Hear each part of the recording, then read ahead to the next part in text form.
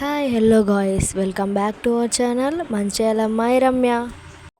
ఈరోజు వ్లాగ్ వచ్చేసి ఈరోజు వీడియోలో ఉల్లిపాయ పకోడీని ఎలా చేసుకుందామో చూద్దామా ఫ్రెండ్స్. చాలా టేస్టీగా ఉంటుంది. ఈ విధంగా ఒకసారి ట్రై చేసి చూడండి, మీ అందరికీ కూడా తప్పకుండా నచ్చుతుంది. దీన్ని ఎలా తయారు చేసుకోవచ్చో స్కిప్ చేయకుండా వీడియో పూర్తిగా చూడండి. ఆనియన్ పకోడీ ప్రిపేర్ చేసుకోవడానికి ముందుగా ఒక గిన్నెని తీసుకొని అందులోకి 4 మీడియం సైజు ఉల్లిపాయలు తీసుకొని సన్నగా బారుగా ఈ విధంగా ముక్కలు కట్ చేసుకొని వేసుకోండి. ఇలా కట్ చేసుకున్న ఆనియన్ ముక్కలు గిన్నెలో వేసుకోండి.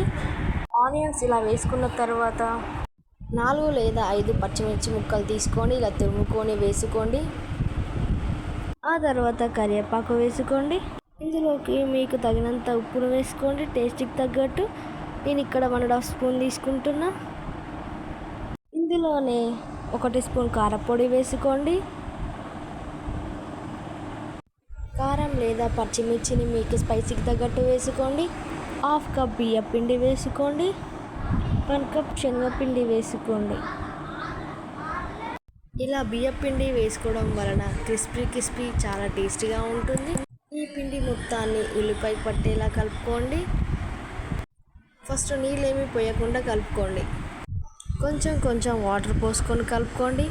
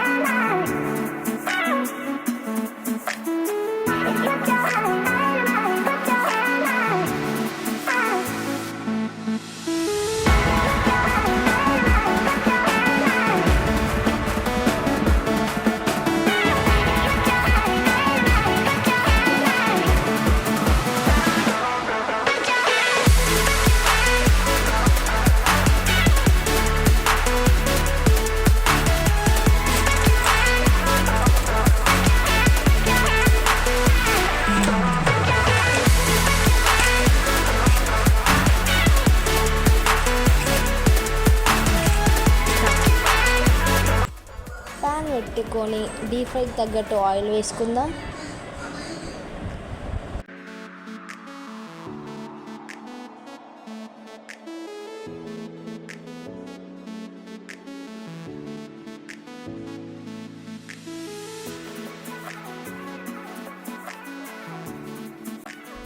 ఆయిల్ హీట్ అయిన తర్వాత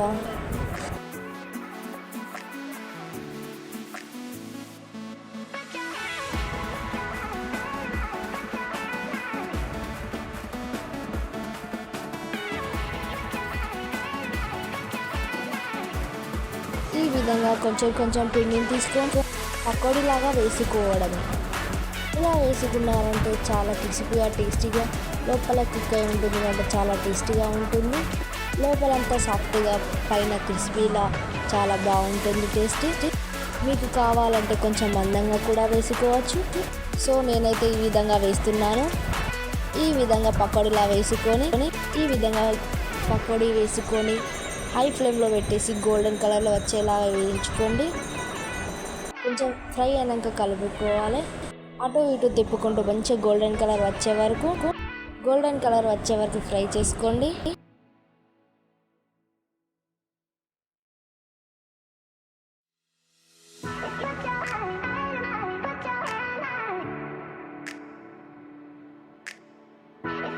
ఈ విధంగా గోల్డెన్ ఫ్రై కలర్ వచ్చే వరకు ఉంచుకొని తీసుకోండి.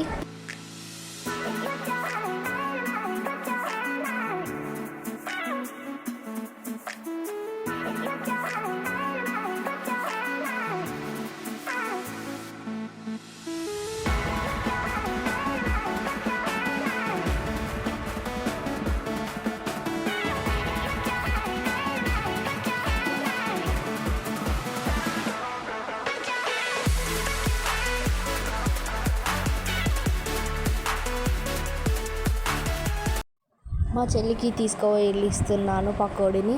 టేస్ట్ ఎలా ఉందో చెప్పుమని. చూద్దాం ఎట్లుంటుందో రిజల్ట్. టేస్టీ బాగుందని చెప్పింది మా చెల్ల. ఈ వీడియో మీకు నచ్చినట్లయితే లైక్ చేయండి, షేర్ చేయండి, సబ్స్క్రైబ్ చేసుకోండి ఫ్రెండ్స్. బాయ్. థ్యాంక్ యూ అందరి